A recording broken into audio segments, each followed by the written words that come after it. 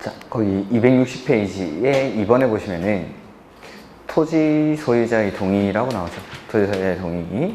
자, 지정권자는 거기 환지방식 동그라미. 도시개발 사업에 대한 개발 계획을 수립하려면 환지방식이 적용되는 지역의 거기 밑줄 면적 3분의 2 이상에 해당하는 토지 소유자와 그 지역 소유자 밑줄 소유자 총수 2분의 1 이상의 동의. 근데 가로 2번에 지정권자는 도시개발 사업을 환지 방식으로 시행하려고 개발 계획을 수립하거나 변경할 때 도시개발 사업의 시행자가 밑줄 국가 지자체 그 밑에 줄에 동의를 받을 필요가 없다. 까지만 딱 보시면은 자 개발 계획 수립을 할 때에는 동의가 필요합니다. 동의가. 근데 이 사업 시행 방식은 크게 두 가지가 있죠. 수용 방식이랑 환지 방식. 그래서 수용이랑 환지 방식 중에서 동의를 필요로 하는 건 여기 환지 방식입니다. 환지 방식. 왜 그런지 한번 보죠. 도시개발 사업은 여기 아직 개발되기 이전 상태의 이런 토지들을 깔끔하게 정리를 해서 바꿔주는 겁니다.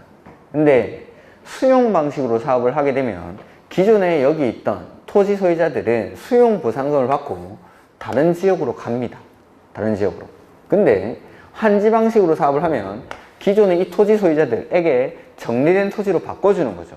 그러니까 개발 계획이라는 건 앞으로 만들어질 신도시가 어떻게 만들어질지에 대한 청사진을 제시하는 계획이자 방향을 설정하는 계획인데 수용 방식으로 사업을 하게 되면 기존 토지 소유자들은 보상을 받고 다른 동네 가서 살 겁니다. 근데 환지 방식은 이 토지 소유자한테 정리된 토지로 바꿔가지고 이 사람이 잠깐 공사하는 동안 나갔다가 다시 들어와서 살아야 됩니다. 이 사람은. 그러니까 수용 방식으로 사업을 할 때에는 개발 계획이 어떻게 만들어지는지 소유자들은 관심이 전혀 없습니다. 내 수용 보상금에 대해서만 관심이 있지. 근데 환지 방식은 나갔다가 다시 들어와서 살아야 되니까 앞으로 이 신도시가 어떻게 만들어질지에 대한 관심이 엄청나게 큰 사람들이죠. 해서 수용 방식이 아니라 환지 방식으로 사업을 할 때 개발 계획 수립 시 동의를 받습니다. 환지 방식에. 그리고 그 동의 요건이 면적 3분의 2 이상이랑 그 다음에 소유자 총수 2분의 1 이상의 동의를 받아야 됩니다. 면적 3분의 1이랑 소유자 2분의 1. 다만 시행자가 국가, 지자체일 때는 동의를 받지 않습니다. 동의를 요하지 않는다는 거. 이렇게. 그게 방금 읽은 내용이죠. 이렇게. 그래서 개발계획 수립 시 동의를 받는 건 수용 방식이 아니라 환지 방식일 때 동의 받습니다. 그리고 동의 요건이 면적 3분의 2랑 소유자 총수 2분의 1 이상에 해당하는 소유자의 동의를 받아야 되고 다만 시행자가 국가나 지자체일 때는 동의를 요하지 않습니다. 그 다음에 가로 3번은 다음에 하면 되니까 일단 놔두십시오. 조합을 우리가 안 배웠으니까. 그 다음에 동의자 수 산정 방법, 그 밖에 필요한 사항은 대통령령으로 정한다 라고 되어 있는데 그거는 조합에 가면 똑같은 게 나오기 때문에 그때 보도록 하겠습니다. 그 다음에 아까 개발 계획의 내용은 했고 264페이지 보도록 하죠.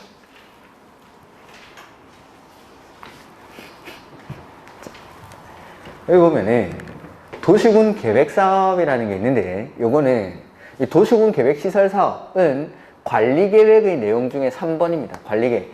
자, 도시군 관리 계획에는 6가지 내용이 있습니다. 6가지 내용이 있는데 그 중에서 기반 시설의 설치, 정비, 개량에 관한 게 요 시설 사업입니다. 그 다음에 신도시 만드는 개발 사업이랑 정비 사업 요 두 가지가 도시군 관리 계획 내용 중에 4번입니다. 4번. 그러니까 관리 계획의 내용에 6가지가 있는데 그 중에서 3번, 4번을 시행하기 위한 사업을 도시군 계획 사업이라고 합니다. 그러니까 관리 계획보다 상위 계획인 기본 계획이랑 광역도시 계획에 부합하게끔 이 개발 계획을 만들어줘야 됩니다. 개발 계획이라는 거. 그러니까 관리 계획을 시행하기 위한 사업이 도시 개발 사업이기 때문에 관리 계획보다 위에 있는 계획인 광역도시 계획이나 기본 계획에 부합하게끔 계획을 수립을 해야 된다. 해서 1번에 보시면은 국계법에 따른 광역도시 계획이나 기본 계획이 수립되어 있는 지역에 대해서 개발 계획을 수립하려면 개발 계획의 내용이 거기 밑줄 광역도시 계획이나 도시군 기본 계획에 들어맞도록 부합하게끔 수립을 해야 됩니다. 그 다음에 2번 이런 건 보지 마시고 그 다음에 거기 3번에 상호기능 조화라고 나와있죠. 자, 예전에 이제 만들어지는 신도시들을 보니까 이 신도시를 조성을 해가지고 여기에다가 주거 기능만 딸랑 넣는 거죠. 그러니까 신도시라고 만들어놨는데 사람들이 도시 지역에서 막 일하다가 밤에 와서 잠만 자고 다시 출근하고 잠만 자고 출근하고 베드타운화 되는 겁니다. 그러한 것들을 방지하기 위해서 일정 규모 이상의 신도시들은 주거 기능만 넣는 게 아니라 그 안에다가 주거, 교육, 유통, 위락 등의 기능이 서로 조화를 이루도록 노력을 해야 된다라는 겁니다. 그 규모가 330만 제곱미터, 100만 평이죠. 그래서 330만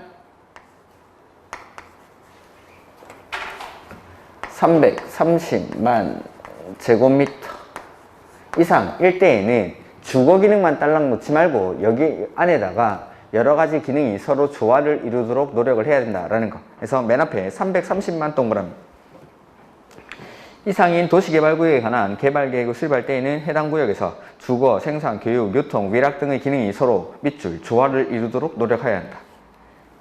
그 다음에 4번에 작성의 기준. 기준은 싹 다 국장이 정합니다. 기준, 동그라미 하시고 국장 밑줄. 모든 기준은 국장이 정합니다. 모든 기준. 기준 나오면 국장. 그래서 이게 개발계획입니다. 개발계획. 그래서 개발계획 아까 누가 만든다고 했지 이거? 고세 까먹으셨나? 1시간 전에 했는데 지정권자. 자, 개발계획은 앞으로 만들어질 신도시가 어떻게 만들어질지에 대한 발전 방향을 제시하는 계획입니다. 그래서 이 계획은 원칙은 도시개발구역, 여기 구역을 지정하기 전에 개발계획을 수립하죠.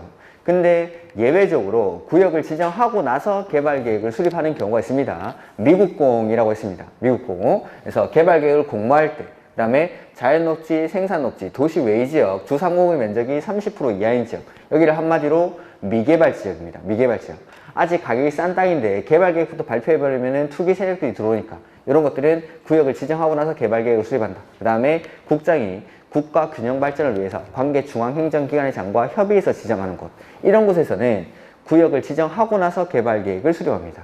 그 다음에 개발계획의 내용에는 그냥 다 들어갑니다. 모든 게 개발계획의 내용에 들어가는 건데 요 네 가지, 빡세다 요 네 가지는 구역을 지정하고 나서 개발계획에 포함시킬 수 있는 겁니다. 아까 13번부터 16번까지입니다.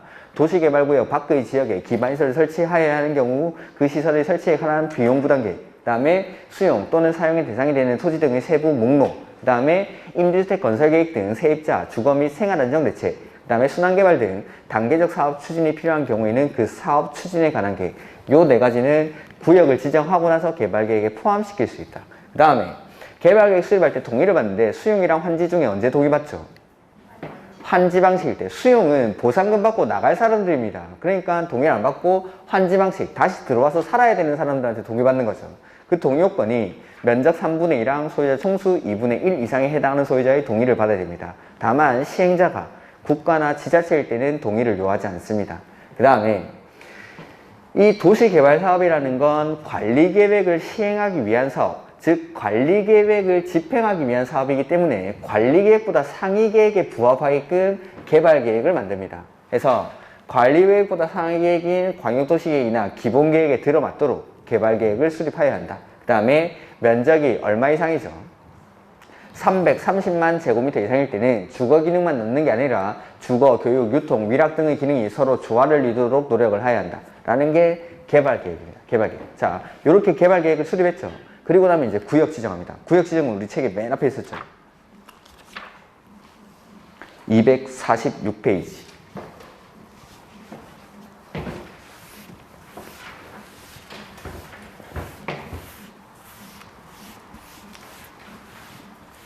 이제 구역 지정이면 이제 말 그대로 사업을 어디서 할지를 정하는 겁니다. 어디서 할지를. 그래서 구역 지정에는 어떤 내용이 나냐면 첫 번째, 네, 누가 지정하냐라는 겁니다. 그 다음에 어떻게 지정하는지, 두 번째는 어디에 지정하는지, 그리고 지정할 때 규모는 어떻게 되는지, 그 다음에 세 번째는 도시개발구역이 지정이 되면 어떠한 효과가 발생하냐라는 거, 어떤 효과가. 그 다음에 이 지정된 도시개발구역 안에서 개인이 하는 개발행위는 어떻게 해야 되는지, 그 다음에 네 번째, 도시개발구역이 너무 넓을 때는 사업을 분할해서 시행할 수 있습니다. 그리고 떨어져 있는 둘 이상의 지역을 묶어서 하나의 도시개발구역으로 지정할 수 있습니다. 그래서 분할할 수 있고 결합해서 도시개발구역을 지정할 수 있는데 각각의 요건들은 어떻게 되는지, 그 다음에 도시개발구역이 여기 지정이 되죠. 이렇게 지정되고 나서 후속 조치들이 안 따라붙어 주면은 이 지정된 도시개발구역을 해제합니다. 이런 해제 사유들. 그러니까 사업이 제대로 진행이 안 되죠. 그러면 지정된 도시개발구역을 해제하는데 어떠한 사유가 있을 때 해제를 하는지, 이러한 것들이 구역 지정에서의 논점입니다. 구역 지정에. 개발 계획에는 이런 논점들이 있고 구역 지정에는 이런 것들. 그래서 구역 지정 보는데 첫 번째, 누가 지정하는지 어떻게 지정하는지입니다. 거기에서 1번에 1절에 도시개발구역의 지정권자라고 나와 있죠. 그러니까 다른 데서는 다 지정권자라고 하시면 되는데 구역 지정에서는 문제가 나오면은 지정권자가 누군데 그걸 물어봅니다. 그래서 원칙은 시, 도, 대도시 예외적으로 국장이 지정을 합니다. 그래서 누가 지정하냐라고 하면은 옆으로 손을 이렇게 쭉 끄시면서 제요라고 하시면 제요. 누가 지정합니까? 하면 제요. 이렇게 도시개발구역 지정을 제안하는 사람이 있고 요청하는 사람이 있습니다. 나중에 할 겁니다. 이거는. 그래서 누가 지정합니까? 하면은 제요. 요렇게 제요. 제안하고 요청하고 줄여서 제요. 그래서 제안하는 사람이 있고 요청하는 사람이 있는데 일단은 우리 저기 나와 있는 거는 지정권자.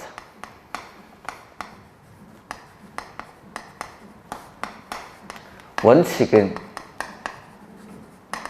시, 도, 대도시가 지정을 하고 예외적으로 국토교통부 장관이 직접 도시개발구역을 지정할 수가 있습니다. 이 사람들이 지정권자입니다.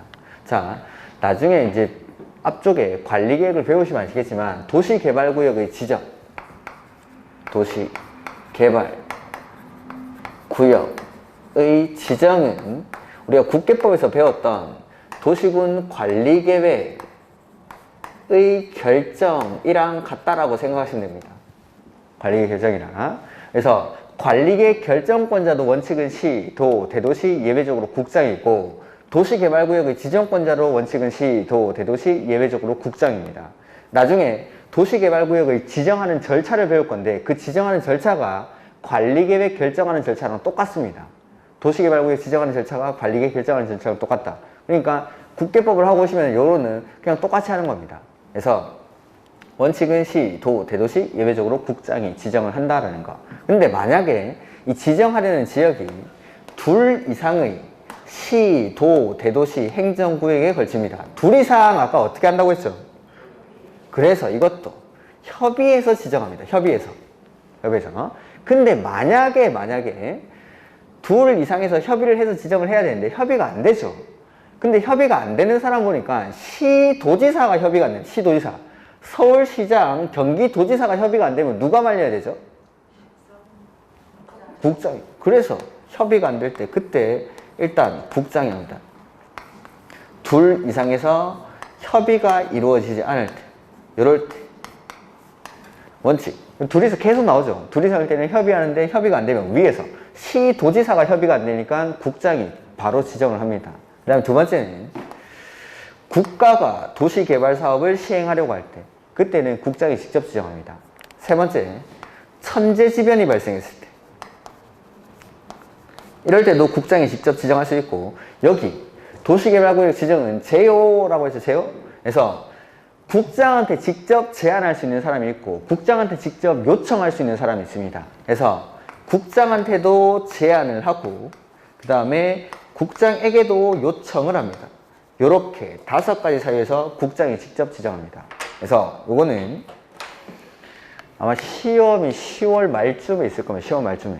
10월 말쯤에 시험이 있고 한 달 있다가 합격자 발표가 납니다. 그래서 이제 시험장에서 나와가지고 우리가 가다발이 나오겠지. 6시쯤 되면 가다발이 나오는데 그걸 가지고 채점을 해보죠. 채점을 하고 합격 점수가 나오죠. 그러면 그 합격 점수가 나오신 분들은 한 달 동안 어떨 것 같습니까? 한 달 동안? 합격증이 나오기 한 달 동안. 천구이제요? 그랬으면 한 달 동안. 엄청 설레죠. 쇼핑도 하고 합격자 모임에 나가야 되니까. 머리도 하고 쇼핑도 하고 정말 즐겁게. 근데 가다반 채점을 해보니까 한두 문제가 모자란 겁니다. 지옥이죠. 한 달 동안. 그 뭐지? 이의제기 되는 거 없는가 그런 거나 카페 가서 물어보고 있고. 그렇게 안 하시려면 그냥 좀 확실하게 합격을 하시는 게 좋습니다. 그래서 국장이 도시개발구역을 지정하는 사유는 천국이제요 이렇게. 자, 요 제안이랑 요청은 조금 이따가 더 설명을 드리겠습니다. 그래서 일단 요청을 하는데 누가 요청하냐면 지정권자가 시, 도지사니까 요 사람보다 밑에 있는 사람이 요청합니다. 이 시도지사한테. 그래서 시장, 군수, 구청장이 시, 도지사에게 도시개발구역 지정을 요청할 수 있습니다. 그렇죠? 그 다음에 제안을 하는 사람은 시행자가 제안을 합니다. 시행자. 자, 여기 제안이랑 요청이라는 단어가 나오는데 요청은 행정청이 하는 거예요. 행정청이.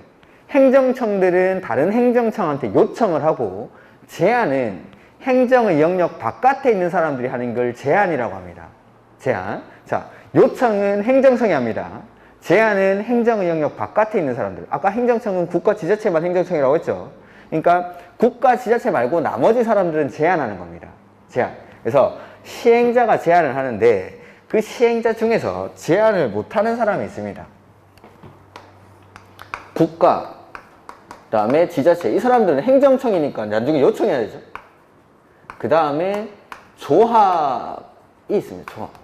이 사람들은 제외하고 나머지 시행자가 제안을 합니다. 그럼 이제 시행자가 누군지를 봐야겠어요. 보면 우리 목차 보면은 지금 우리 개발 계획 했죠. 그 다음에 구역 지정하죠. 그 다음에 시행자가 나올 겁니다. 그럼 구역 지정 끝나는 지점에 아마 시행자가 있을 겁니다. 그래서 시행자는 좀 바로 뒤에 넘어가 보면 되는데 268페이지. 그래서 요 사람들이 시행자입니다. 도시개발구역이 시행자. 도시개발사업의. 자, 크게는 공공시행자와 민간시행자 이렇게 구분합니다. 공공이랑 민간으로. 그래서 1번에 보면은 국가지자체 나오죠? 이 사람들은 행정청이니까 당연히 공공에 포함시켜야겠죠? 국가지자체. 그 다음에 2번에 공공기관 나오죠? 공공기관. 아까 말씀드렸죠? 공공기관은 각종 공사라고. 그래서 한국토지주택공사, 수자원공사, 농어촌공사, 관광공사, 철도공사, 그 다음에 비읍에 있는 그 매입 공공기관 이런 것들은 참고로. 아무튼 각종 공사들을 공공기관이라고 합니다.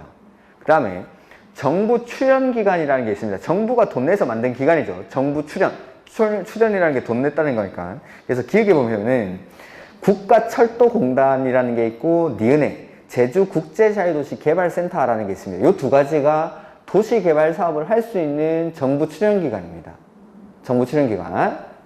그 다음에 네 번째는 지방공사. 요까지가 공공부문의 사업 시행자. 그러니까 국가지자체, 공공기관, 정부 출연기관, 지방공사. 여기까지가 공공입니다. 공공. 국가지자체, 공공기관, 정부 출연기관, 지방공사. 그 다음에 밑에 나오는 사람들이 이제 민간. 그래서 첫 번째, 토지소유자. 5번에. 토지소유자들이 직접 사업을 할 수가 있습니다. 토지소유자가. 그 다음에 두 번째는 토지소유자들이 모여서 만든 조합이 사업을 할 수 있습니다. 그러니까 신도시를 만들 때 조합을 만들어서 사업을 할 수가 있습니다. 아마 조합은 강조가 돼 있을 텐데 6번에 맨 끝에 조합 나오죠. 그 다음에 7번에 수도권 정비계획법에 따른 과밀역적 개성에서 수도권 외의 지역으로 이전하는 법인이라고 되어 있죠. 자, 이런 것들은 뭐냐면 자, 여기가 수도권은 우리나라에서 가장 중요한 곳이기 때문에 이 수도권 정비계획법이라는 법에서 따로 규제를 합니다. 수도권은. 그리고 이 수도권 정비계획법에 보면은 수도권을 세 가지 권역으로 구분하는데 거기가 과밀억제 권역, 그 다음에 성장관리 권역, 자연보전 권역이라는 게 있습니다. 그 중에서 과밀억제 권역. 이름만 걸어도 대충 어딘지 아시겠죠? 빡빡한 데입니다. 빡빡하게 개발이 되어 있는 곳에서 원래 있던 법인이 나는 그냥 수도권 외의 지역으로 이전하겠다라고 하는 거죠. 이 사람 착합니까? 안 착합니까? 착하죠. 그래서 이 사람에게 신도시를 개발할 수 있는 권한을 주는 겁니다. 그러니까 원래 있던 공장 이전을 해야겠죠? 그 다음에 이 공장에 근로자들이 살 숙소 같은 걸 만들어야 됩니다. 그러니까 이 수도권 외의 지역으로 이전하는 법인에게 신도시를 개발할 수 있는 권한을 주겠다라는 뜻입니다. 이 사람들이 민간 부분의 시행자. 그 다음에 거기 8번 밑으로 나오는 거. 8번 밑으로 나오는 건 그냥 능력이 있는 사람들이라고 생각하시면 됩니다. 신도시를 개발할 수 있는 능력이 있는 사람들. 그게 시험에 나오는 건 아닙니다. 그러니까 그냥 한마디로 능력이 있는 사람들. 다시 한번 해볼까요?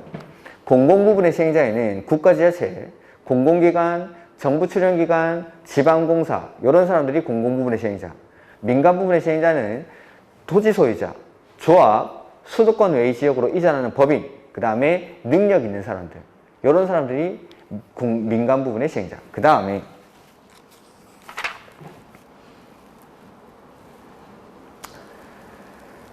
12번에 보시면은 이게 너무 좀 복잡하게 써놨는데 그냥 자 공동출자법인이라는 게 있습니다. 공동출자법인. 방금 봤던 시행자들 있죠. 공공이든 민간이든 이 시행자들 중에서 2명 이상이 돈을 같이 내가지고 만든 법인을 공동출자법인이라고 합니다. 이 공동출자법인은 성격이 공공이 되는 경우도 있고 민간이 되는 경우도 있는데 지분을 누가 많이 가지고 있느냐에 따라서 구분을 합니다. 즉, 총 지분, 공공이 총 지분의 50%를 초과 출자한 경우에는 성격이 공공이 됩니다. 반대로 민간이 총 지분의 50%를 초과 출자하면 이건 민간이 되겠죠. 그래서 공동출자법인은 총 지분의 50%를 초과해서 누가 가지고 있느냐에 따라서 성격을 공공으로 보기도 하고 민간으로 보기도 합니다. 그게 거기 12번에 나와 있는 공동출자법인. 너무 복잡하게 써져 있으니까 그냥 이렇게만 기억하시는 거예요. 공동출자법인이라고 시행자 중에서 2명 이상이 같이 출자를 해서 만든 법인입니다. 근데 지분 누가 많이 가지고 있느냐에 따라서 성격이 공공이 되기도 하고 민간이 되기도 한다. 이게 사업의 시행자들입니다. 시행자들. 크게는 공공, 민간 구분했고 공공 부분에는 국가지자체, 공공기관, 정부 출연기관, 지방공사, 민간 부분은 토지 소유자, 조합, 수도권 외 지역으로 이전하는 법인, 그 다음에 능력 있는 사람들, 이런 사람들이 민간 부분의 시행자입니다. 이 시행자들이 시장, 군수, 구청장한테 제안을 한다라는 겁니다. 그게 그 밑에 있으니까 271페이지 그대로 펴놓으시면 됩니다. 274페이지 한번 가보실까요? 274. 제가 좀 설명하는 게 이 책이랑은 순서랑 좀 많이 달라가지고 왔다 갔다 하고 있는데 좀 죄송합니다. 요렇게 설명하는 게 훨씬 나중에는 이해하는 게 편해가지고 저는 이제 순서를 좀 섞어서 합니다. 그래서 보면은 도시개발구역 지정 제한이라는 게 나오죠. 거기 이번에. 그래서 제한 절차 보시면 공공기관, 정부출연기관, 지방공사에 해당하는 자, 도시 소유자 이런 것들은 필요 없고 위 1의 7에서 12에 해당하는 자는 거기 하나, 둘, 셋, 네 줄 시장, 군수, 구청장 밑에서 하나, 둘, 셋, 네 번째 줄에 맨 끝에 특별자치도지사 그 뒤에 시장, 군수, 구청장에게 도시개발구역 지정을 요청합니까? 제안합니까? 제안 동그라미.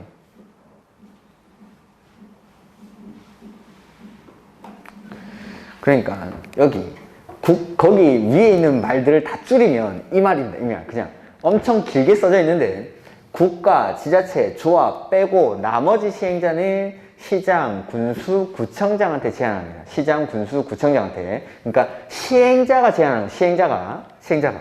방금 봤던 공공이랑 민간 시행자 중에서 국가, 지자체 빼고 조합 빼고 나머지 시행자가 시장, 군수, 구청장한테 제안합니다. 그리고 이 제안은 우리가 관리계획에서 한번 배운 적이 있습니다. 도시군 관리계획을 배우다 보면은 주민의 입안 제안이라는 게 있습니다. 주민은 관리계획을 입안할 수 있는 자에게 입안을 제안할 수 있습니다. 요것 좀 입안해 주세요 라고 제안을 합니다. 그 제안할 수 있는 사항이 용, 산, 기, 지 해서 4가지가 있었습니다. 기반시설 설치, 지구단위 계획구역의 지정이나 변경, 그 다음에 산업유통개발진흥지구 이런 것들을 제안할 수 있습니다. 제안할 때 거기도 관리계획의 입안 제안이라고 부르고 여기도 도시개발구역의 지정 제안이라고 부르니까 똑같이 제안이라는 단어를 쓰죠. 그러니까 이것 구조가 똑같습니다. 자, 시행자는 국가, 지자체, 조합을 제외한 시행자는 시장, 군수, 구청장에게 일단 제안서를 제출을 합니다. 다만 제한할 때는 동의를 받습니다. 동의를. 그 중에서 누가 동의를 받냐면 민간 시행자가 제한하려고 할 때는 동의를 받아야 되는데 그 동의 요건이 면적 3분의 2 이상의 동의를 받습니다. 우리가 관리계획 입안 제한할 때도 동의를 받았습니다. 면적 5분의 4랑 면적 3분의 2 이상의 동의를 받는다라는 동의 요건이 있었습니다. 그리고 이 시행자가 제한서를 시장, 군수, 구청장에게 제한하려고 하는데 만약에 제한하려는 지역이 둘 이상의 시, 군, 구, 행정구역에 걸칠 때에는 제한서는 면적이 가장 큰 시장, 군수, 구청장에게 제출하면 됩니다. 이렇게. 자, 제안을 받았죠. 제안을 받고 나면 여기에 대해서 답변을 줘야 됩니다. 답변을. 그래서 여기에 대해서 결과 통보를 해주는 기간이 관리계획 입안 제한에서는 45일이었는데 여기서는 1개월입니다. 1개월. 1개월 내에 결과 통보를 합니다. 그리고 이 시행자가 제안을 함으로 인해서 이 사람 때문에 비용이 발생하는 거죠. 그러면 그 비용의 전부 또는 일부를 제안한 시행자에게 부담시킬 수 있습니다. 요거는 관리계획 입안 제한이랑 똑같이 제가 지금 쓰고 있는 겁니다. 그 다음에 시장군수구청장은 시도지사, 지정권자에게 지정을 요청할 수 있는데 그 요청을 할 때에는 도시계획위원회의 자문을 거쳐요. 자문. 요것도 관리계획 입안 제한에 보면은 입안권자가 입안 제한을 받고 나면 입안 제한 받은 사항을 입안에 반영할지 말지 여부를 결정할 때는 도시계획위원회의 자문을 거쳤습니다. 요게 숫자만 몇 가지 바뀌고 관리계획 입안 제한이랑 똑같이 하는 겁니다. 이게. 이렇게. 그래서 제한이고 거기도 제한이니까 구조가 똑같다라는 겁니다. 제도 자체가 똑같은 제도입니다. 행정의 영역 바깥에 있는 사람이 행정청을 상대로 요구하는 걸 제한이라고 하는 겁니다. 그래서 한번 읽어보면은 그래서 1번에 가로 1번 보시면은 도시개발구역 지정을 제한하려는 자는 국토교통부령으로 정하는 도시개발구역 지정 제한서를 국장, 그 뒤에 밑줄, 시장, 군수, 구청장에게 제출해야 한다. 그렇죠? 가로 1번에 시장, 군수, 구청장. 나중에 보면 여기 제가 국장이 도시개발구역 지정하는 사유에 제한 써놨죠. 국장한테 제한하는 사람도 있습니다. 그 다음에 2번 도시개발구역을 지정 제한하려는 지역이 밑줄 둘 이상의 시, 군, 구, 행정구역에 걸쳐있는 경우에는 그 지역이 포함된 면적이 밑줄 면적이 가장 큰 밑줄 면적이 가장 큰 행정구역의 시장, 군수, 구청장에게 제한서를 제출합니다. 그 다음에 도시개발구역 지정을 제한받은 자는 국장, 시장, 군수, 구청장은 제한 내용의 수용 여부를 1개월 동그라미 가로 3번에 1개월 이내 제한자에게 통보해야 한다. 다만 관계 행정기관의 협의가 지연되는 등 불가피한 사유가 있는 경우에는 밑줄 1개월 이내에서 연장할 수 있다. 그래서 1개월 안에 답변 줘야 되는데 불가피한 경우에는 1개월이 범위에서 연장이 가능하다라는 거. 그 다음에 토지소유자의 동의라고 되어 있는데 토지소유자는 위 1의 7에서 12 이게 민간입니다. 민간. 이렇게 안 썼으면 좋겠는데 그 1의 7에서 12에 해당하는 자 하면은 다음 페이지 두 번째 줄까지죠. 거기를 묶어가지고 따옴표를 이렇게 묶어가지고 그냥 민간 이렇게 써주시오. 민간 시행자입니다. 민간 시행자. 위 1의 7부터 12 그 사람들 민간 시행자를 말합니다. 이렇게. 해당하는 자가 도시개발구역 지정을 제한하려는 경우에는 대상구역 밑줄 면적 3분의 2 이상 면적 3분의 2 이상 의 마지막에 동의를 얻어야 한다.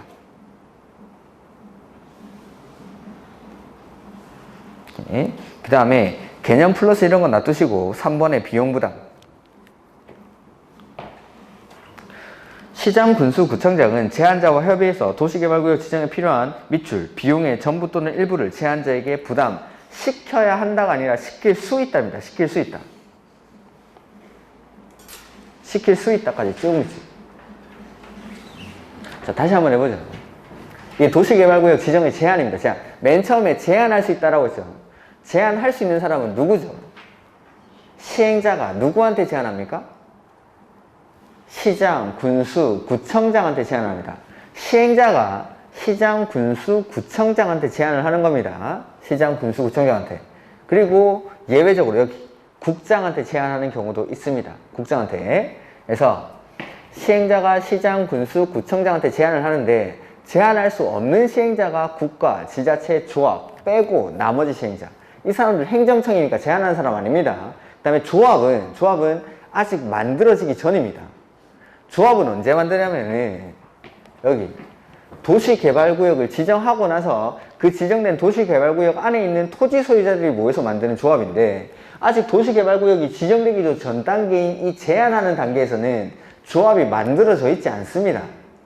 그래서 국가, 지자체, 조합을 제외하고 나머지 시행자가 시장, 군수, 구청장한테 제안을 하고 그 다음에 민간이 제안하려고 할 때는 면적 3분의 2 이상의 동의를 받아서 제안합니다. 그리고 제안서는 둘 이상의 시, 군, 구, 행정구역에 걸쳐 있을 때는 면적이 큰 데다가 제출을 하면 되고 이렇게 제안을 받은 시장, 군수, 구청장이 답변 주는 기간은 1개월. 그 다음에 제안자 때문에 비용이 발생하면 그 비용의 전부 또는 일부를 부담시켜야 한다. 아니고 시킬 수 없다. 아니고 시킬 수 있답니다. 시킬 수 있다. 싹 다 기출문제. 시켜야 한다. X. 시킬 수 없다. X. 시킬 수 있다. 이렇게. 그 다음에 시장, 군수, 구청장은 여기 시, 도지사한테 요청을 합니다. 요거는 다시 앞으로 우리 배우던 그 지정권자라고 하면 됩니다. 시행자를 보기 위해서 여기로 온 겁니다. 시행자는 다시 해보죠. 거기 268페이지에 크게는 공공, 민간 이렇게 구분합니다. 공공시행자, 민간시행자. 공공시행자에는 국가지자체, 공공기관, 정부출연기관, 지방공사 이런 사람들. 민간시행자는 토지소유자, 조합, 수도권 외 지역으로 이전하는 법인 이렇게 민간시행자. 이렇게 자, 이런 사람들이 시행자다라는 거 기억하고 다시 앞으로 넘어오시면 됩니다. 그래서 246페이지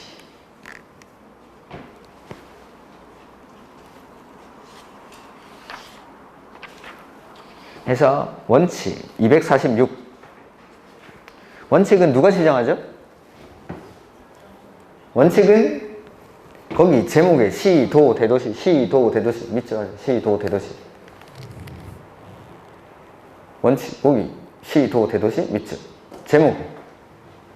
그래서 다음에 어느 안에 해당하는 자는 계획적인 도시개발이 필요하다고 인정할 때는 도시개발구역을 지정할 수 있다. 그 박스 안에 있는 말이 시, 도, 대도시입니다. 시, 도, 대도시.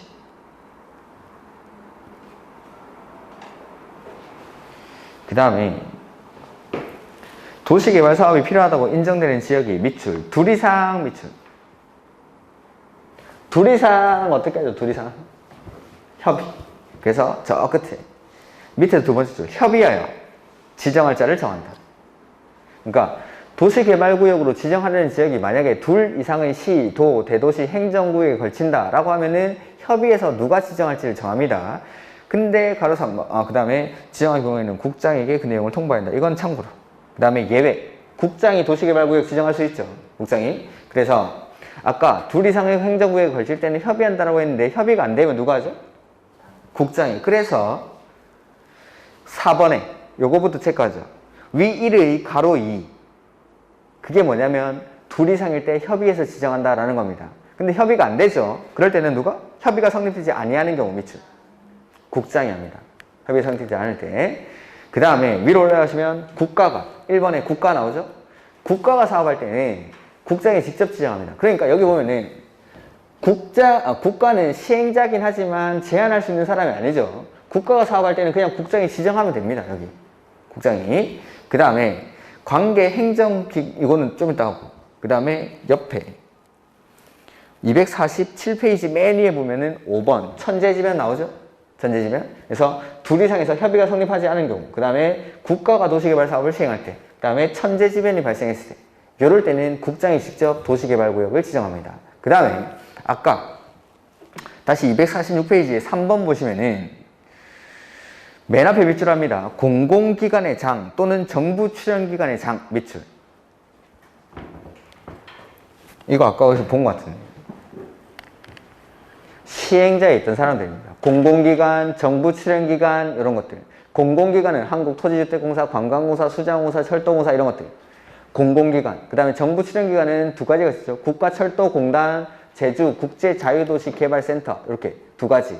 그래서 그 사람들 시행자입니다. 시행자. 3번에 나오는 사람. 공공기관이나 정부 출연기관의 장. 시행자는 아까 268페이지에 있었습니까? 그걸 찾아보고 있는 것 같아가지고. 시행자는 저 뒤에서 보고 왔죠. 공공기관이나 정부 출연기관의 장입니다.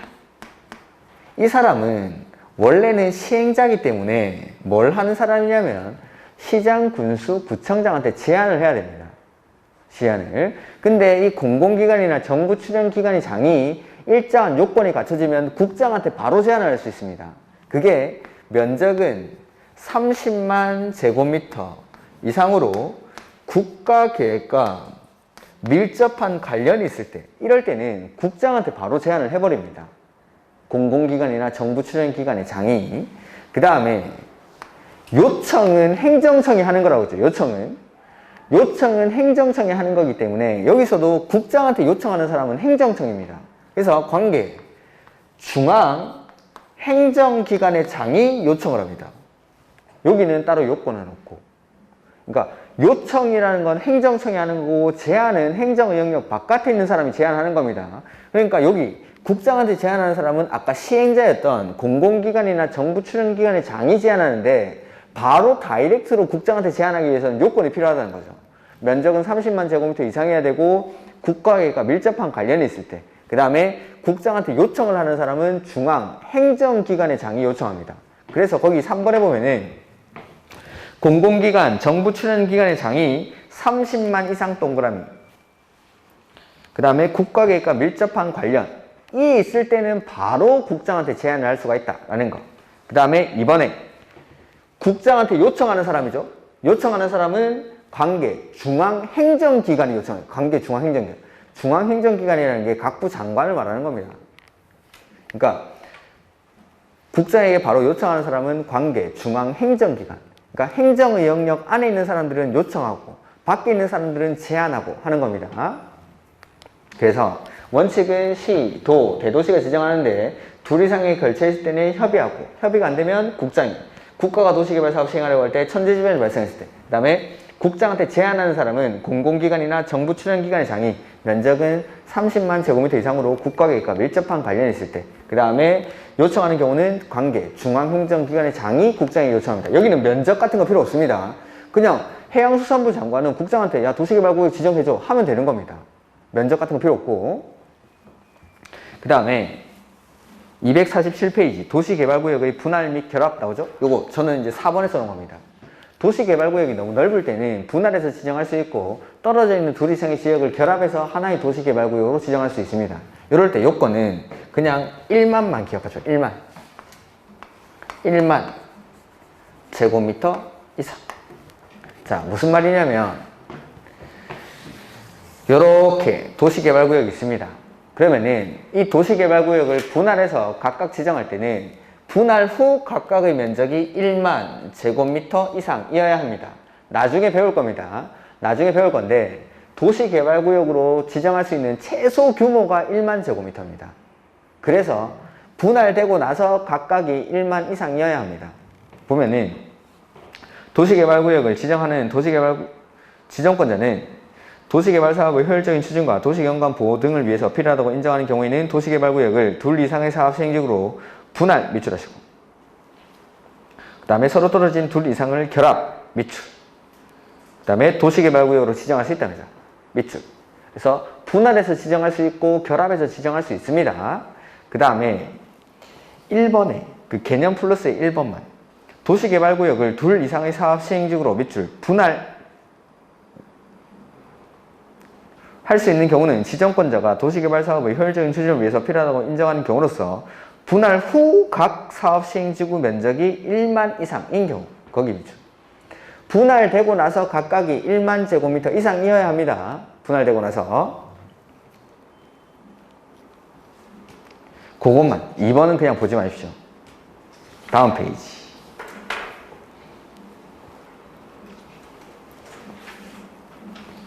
그 다음에 제2절 보시면은 도시개발구역의 지정 요청 나오죠? 여기. 요청 여기 있죠? 요청 누가 하는 겁니까? 시장, 군수, 구청장이 누구한테 요청하죠? 지정권자인 시, 도지사한테 요청합니다. 시도지사한테. 보시죠. 근데 여기 국장한테 요청하는 사람도 있죠? 중앙행정기관의 장은 국장한테 요청하는 겁니다. 바로 중앙행정기관의 장. 그래서 밑줄, 시장, 군수, 구청장 밑줄 하시고, 시장, 군수, 구청장은 대통령령으로 정하는 바에 따라 거기 시도지사에게 지정을 밑줄 요청할 수 있다. 그래서 그 다음에 시장, 군수, 구청장은 도지사에게 도시개발구역 지정을 요청하려면 시, 군, 구, 도시계획위원회 밑에서 두 번째 줄 자문 동그라미.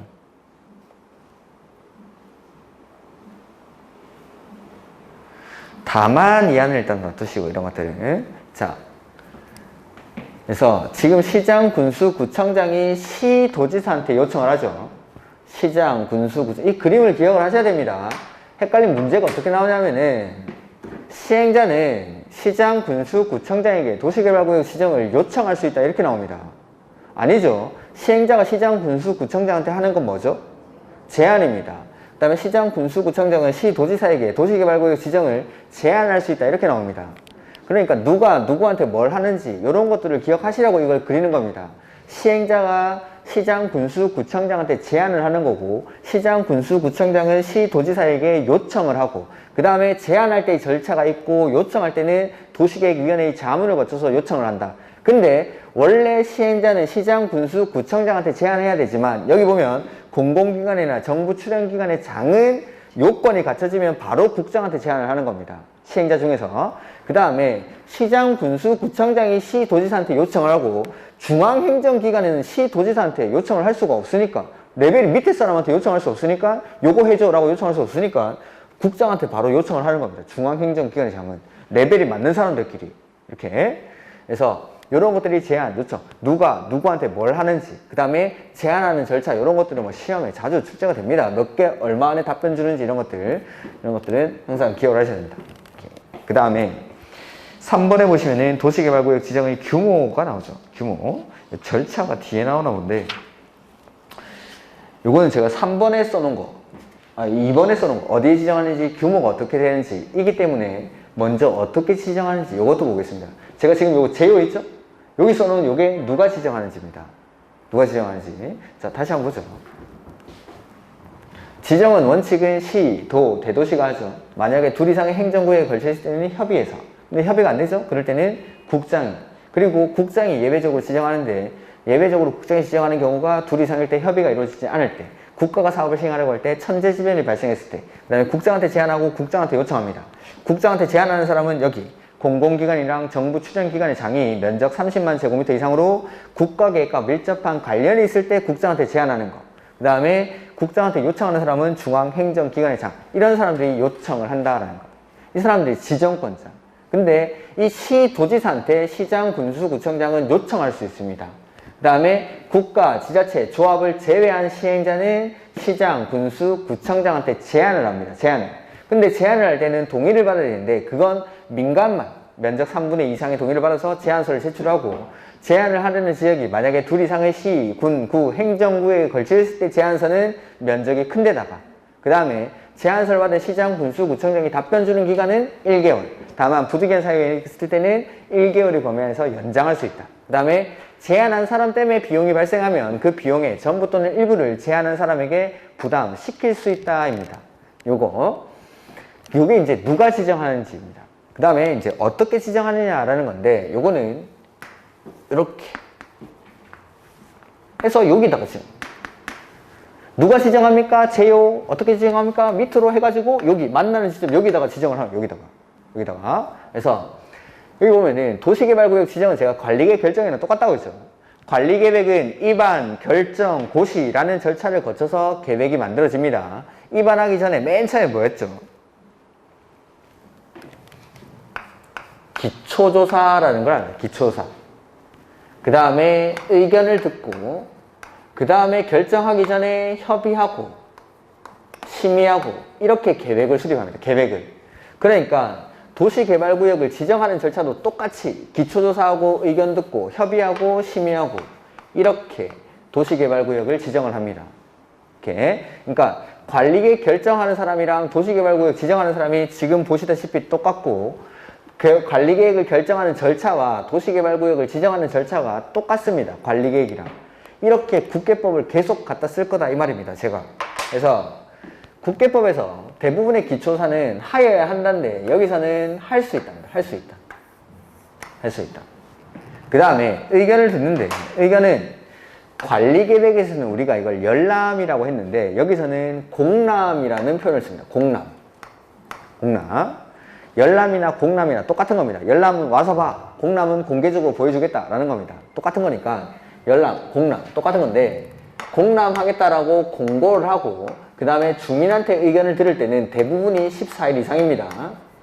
14일 이상 공람을 시켜주고 그 다음에 공람 기간 안에 의견 있는 사람은 여기다가 의견서를 제출을 합니다. 그러면 이 의견에 대해서 의견을 받았으니까 답변을 해줘야 됩니다. 그 답변 주는 기간이 여기서는 30일입니다. 30일 내에 결과 통보를 해줍니다. 이렇게. 그 다음에 협의심의라는 건 항상 나랑 같은 레벨에 있는 사람들이랑 협의심의를 합니다. 그러면 시, 도, 대도시가 지정권 할 때에는 지방에 있는 관계 행정기관의 장이랑하고 지방도시계획위원회의 심의를 거치고 국장이 지정하려고 할 때는 관계 중앙행정기관의 장이랑하고 중앙도시계획위원회의 심의를 거칩니다. 나랑 동일한 레벨의 사람들이랑 이렇게. 이게 도시개발구역의 지정 절차입니다. 자, 요거는 어디 나오냐면은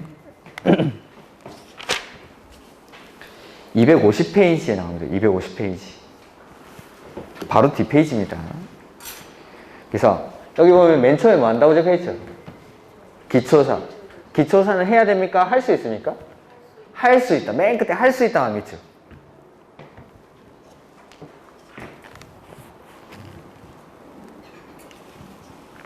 기초사는 할 수 있다. 그 다음에 나머지는 안 보셔도 됩니다. 251페이지 의견 청취 나오죠? 그래서 여기서는 공람이라고 합니다. 공람. 공람.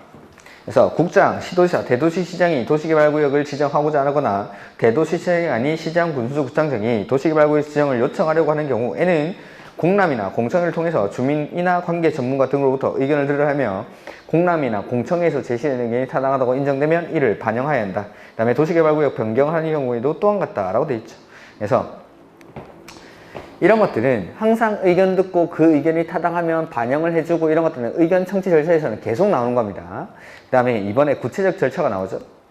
국장 또는 시, 도지사는 도시개발구역 지정에 관한 주민의 의견 청취를 하려면 관계서류 사본을 시장, 군수, 구청장에게 송부해야 한다. 이런 것들은 가볍게. 그 다음에 가로 이번에 시장, 군수, 구청장은 위 1에 따라 관계서류의 사본을 송부받거나 법 제7조에 따라 주민의 의견 청취하는 경우에는 다음의 사항을 전국 또는 해당 지방을 주된 보고지역으로 하는 둘의 사항의 밑줄 일간신문과 해당 시군구 인터넷 밑줄 홈페이지에 공고 하고 14일 이상 일반에게 공람.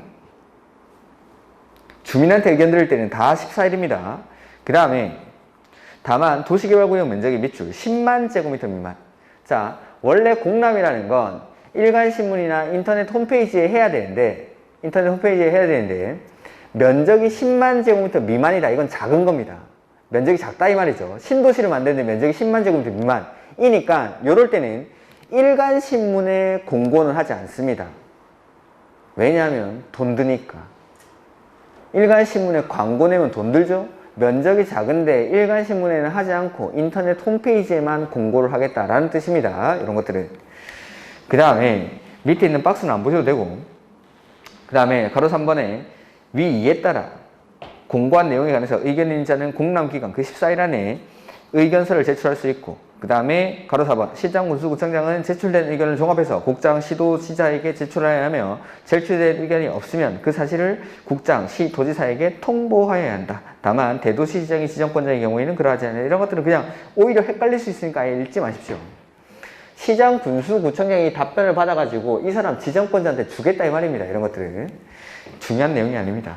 그 다음에 5번에 국장, 시, 도, 시장, 군수, 구청장은 제출된 의견을 공고한 내용에 반영할 것인지를 검토해서 그 결과를 공람기간이 끝난 날부터 거기 30일 밑줄. 여기 말하는 요 30일입니다. 요 30일. 의견을 받고 나서 결과 통보해주는 기간이 30일이다 이 말입니다. 30일. 그 다음에 공청회라는 게 나오죠. 국장, 시, 도지사, 시장, 군수, 구청장은 도시개발 사업을 시행하는 구역의 면적이 거기 100만 제곱미터 이상 밑줄. 경우에는 공람기간이 끝난 후 공청회를 개최하여야 한다 밑줄. 하여야 한다. 자, 원칙적으로는 이렇게 공람기간이 끝나고 나면 필요한 경우에는 공청회를 개최할 수 있다가 원칙입니다. 원칙은. 근데 방금 숫자를 밑줄 친 거 면적이 얼마 이상이죠? 100만 제곱미터 이상. 100만 제곱미터 이상일 때는 공람기간이 끝나고 나면 반드시 공청회를 개최해야 됩니다. 자, 다시 한번 해보죠. 아까 주민한테 의견을 듣기 위해서 공람 공고를 합니다. 이 공고는 일간신문이나 인터넷 홈페이지에다가 합니다. 근데 면적이 10만 제곱미터 미만일 때는 뭘 안 한다라고 했죠? 일간신문에는 공고하지 않습니다. 돈 드니까. 그 다음에 원칙 공람기간이 끝나고 나면 공청회는 필요한 경우에 개최할 수 있다가 원칙이지만 면적이 100만 제곱미터 이상이 되면 반드시 공청회를 개최합니다. 반드시 공개적으로 듣게끔 한다라고 했죠. 공청회는. 그 다음 협의심의. 이런 것들은 그냥 지금은 보지 않겠습니다. 협의심의는 지방이 할 때는 지방이, 국장이 할 때는 중앙이랑 한다라는 건데 예외적으로 국장과 협의를 해야 되는 경우가 있는데 이런 것들은 다음에 하도록 하죠. 그 다음에 지정고시 이런 게 나오는데 요건 됐고, 그 다음 요까지가 누가 어떻게 도시개발구역을 지정하냐라는 겁니다. 누가 지정하죠 하면은 제안하는 사람, 요청하는 사람 해서 지정권자가. 그 다음에 어떻게 지정합니까 하면은 밑으로 해서 여기 만나는 지점, 여기를 도시개발구역으로 지정하게 되는 겁니다. 여기가 어디냐라는 거, 여기 어디냐. 그래서 그 어디냐가 밑에 나오죠.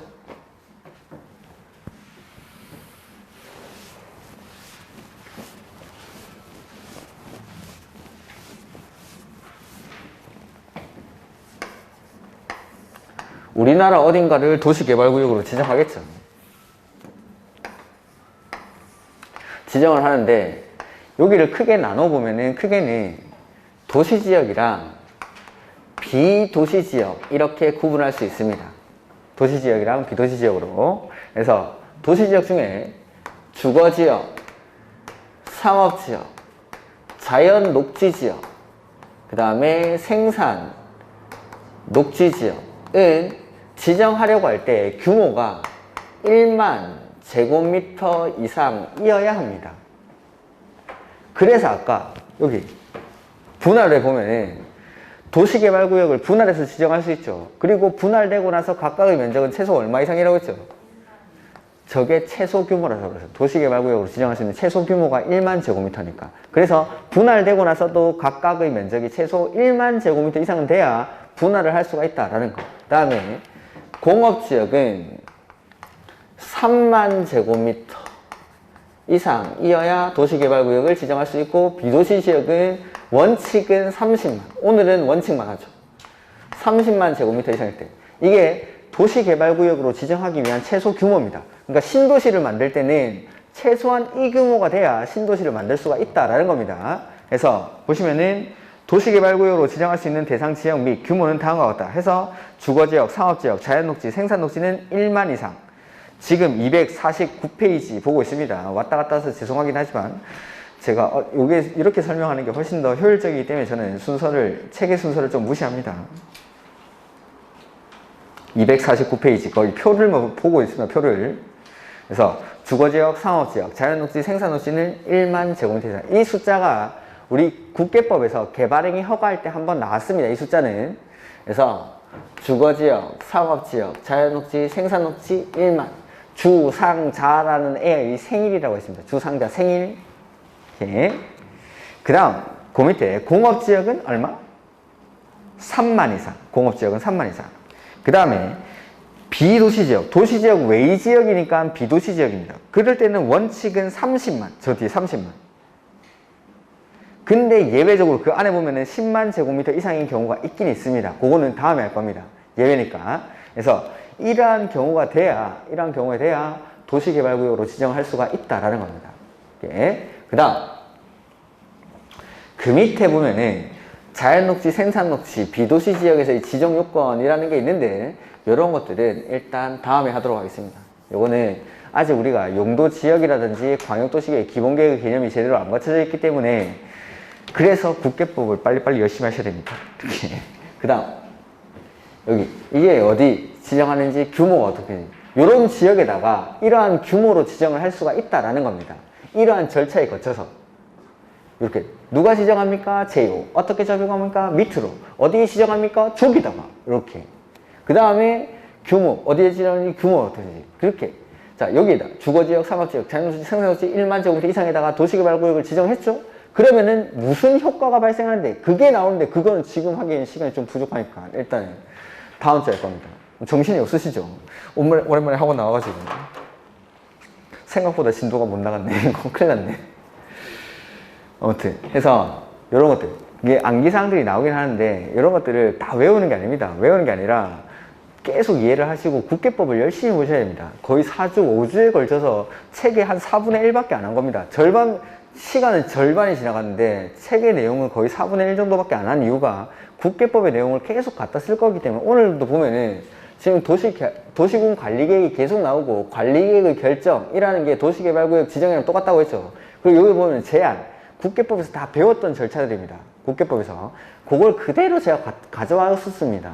그러니까 이게 다 다른 게 아니라는 겁니다. 연결 다 되는 거니까 국계법의 기본적인 개념들을 정확하게 알고 오셔야 개발법이나 정비법에서 진도가 좀 빨리 나갈 수도 있고 이해도 좀 빠르게 되는 겁니다. 그래서 아마 앞에 한 4주 동안 공부하셨던 국계법의 내용들을 계속 반복해서 익히시기 바랍니다. 이렇게. 자, 오늘 수고 많으셨고 다음 주에 뵙도록 하겠습니다. 수고하셨습니다.